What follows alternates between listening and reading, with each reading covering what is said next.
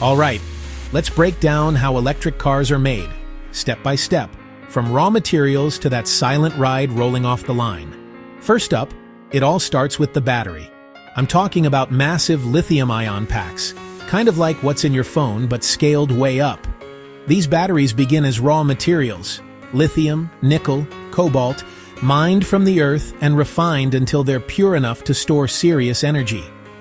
The cells get assembled into modules, and those modules are packed into the battery that'll eventually power the car. Next, let's talk motors.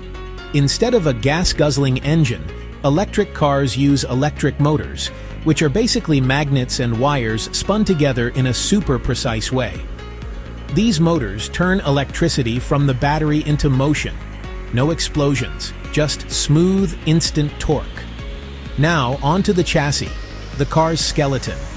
Factories use massive presses to stamp out body panels from lightweight aluminum or steel. Robots weld these pieces together with mind-blowing precision. It's all about making the car strong but light, so it goes further on a single charge.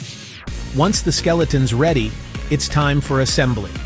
The battery gets bolted to the bottom of the chassis, which keeps the car's center of gravity low, great for handling.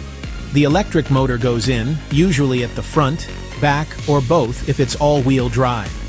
Then it's a flurry of wiring as the car's brain, the electronics and software, get hooked up.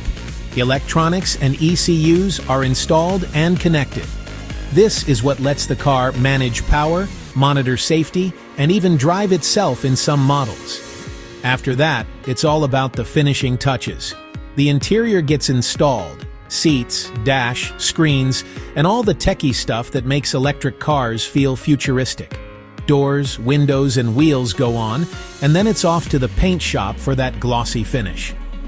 Finally, each car goes through a series of tests, charging, braking, acceleration, before rolling out of the factory, ready to hit the road.